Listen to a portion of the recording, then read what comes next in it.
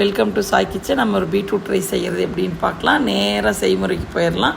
இப்போ பாருங்கள், நம்ம ஒரு அடுப்பில் கடாய் வைக்கிறோம். கடாய் வச்சுட்டு 2 குளிக்க 2 ஆயில் விடுறோம். ஆயில் விட்டதுக்கப்புறம் பட்டை, சோம்பு, கிராம்பு, இலை 4 விடுறோம்.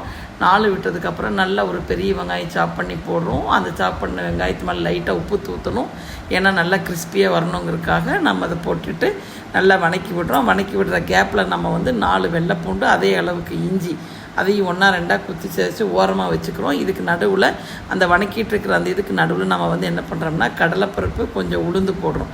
இது முதலே போட்டோம்னா அது கொஞ்சம் கருகிரும். இப்படி போட்டால் கொஞ்சம் ரொம்ப ஈஸியாக இருக்கும், எதுவுமே நல்லா டேஸ்ட்டாகும். இது நல்லா வணங்கினதுக்கப்புறமா அந்த தட்டி வச்சுருக்கிற பூண்டு, இஞ்சி எடுத்து அதனுடைய வெங்காயத்து கூட போட்டு இதையும் நல்லா வணக்குறோம். இது வணக்கும் போது எப்படி ஆகுனா நல்லா அருமையாக ஒரு ஸ்மெல் வரும் உங்களுக்கு. அது ரொம்ப நல்லாயிருக்கும் வாசனை. இப்போ காலையில் நல்லா சீக்கிரம் பசி எடுக்க ஆரம்பிச்சிடும்.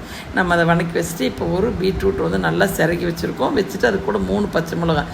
ஆக்சுவலாக நம்ம காரத்துக்கு இது தான் கொடுக்குறோம். ஏன்னா இது குழந்தைகளுக்குமே உங்களுக்கு மார்னிங் பிரேக்ஃபாஸ்ட்டு சாப்பிட்ற ஸோ காரம் ரொம்ப கம்மியாக. இது நல்லா வணக்கினதுக்கப்புறமா இது என்ன பண்ணலான்னா உங்களுக்கு அந்த ஆயில் தனியாக பிரிஞ்சு வரணும். அதுதான் இதனுடைய ஹைலைட்டு.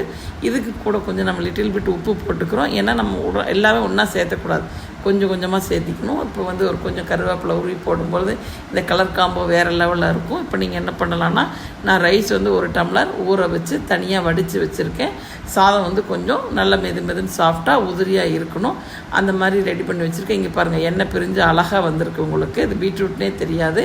இப்போ நம்ம அந்த உதிர்த்தி வச்ச சாப்பாடு எடுத்து அது மேலே போடுறோம். ஆஹா, சூப்பராக இருக்குது. இதை போட்டுட்டு நல்லா ஒரு வணக்கணும். உங்களுக்கு சாதம் பாருங்கள், ஒன்றோட ஒன்று ஒட்டாமல் இப்படி நல்லாயிருக்கு. இது நல்லா காலையில் பிரேக்ஃபாஸ்ட் ஸ்டார்ட் பாருங்கள், செமையாக இருக்கும். கூட கொஞ்சம் தயிர் வச்சுக்கலாம். இது நல்லா வணக்கி விடுறோம். வணக்கி விட்டதுக்கப்புறமா நம்ம என்ன பண்ணுறோம்னா, இந்த பீட்ரூட் ரைஸினுடைய ஹைலைட்டே குடமிளகா தான். அந்த குடமிளகா அதுவும் நம்ம ஹெல்த்துக்கு ரொம்ப நல்லது. அது மார்னிங் பிரேக்ஃபாஸ்ட்டுக்கு ரொம்ப நல்லது. இந்த குடமிளகாயை நம்ம என்ன பண்ணுறோம், பொடி பொடியாக கட் பண்ணிவிட்டு இதையும் அந்த சாதத்து கூட கலர்றோம். இதுக்கு நம்ம உப்பு போட வேண்டியது, ஏன்னா ஆல்ரெடி நம்ம ரைஸு, வெங்காயம், பீட்ரூட் எல்லாத்துக்கும் உப்பு போட்டிருக்கோம். நல்லா தடவி விட்டு இங்கே பாருங்கள், கலக்கலாக இருக்குது. நீங்கள் ஒரு தடவை செஞ்சு சாப்பிட்டு பார்த்துட்டு எனக்கு போடுங்க. இப்போ நல்லா தம் பண்ணிவிட்டு ஒரு 2 நிமிஷம் எல்லாம் சேர்ந்து நல்லா தம் ஆகட்டும். தம்மானதுக்கப்புறம் ஒரு மூடி வைங்க.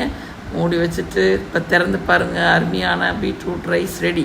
நீங்கள் செஞ்சு பார்த்துட்டு கொடுங்க. குறிப்பாக குழந்தைகளுக்கு கொடுங்க, ஹீமோகுளோபின் கம்மியாக இருக்கிறவங்களுக்கு கொடுங்க. ரொம்ப ஆரோக்கியமான சாப்பாடு ரெடி.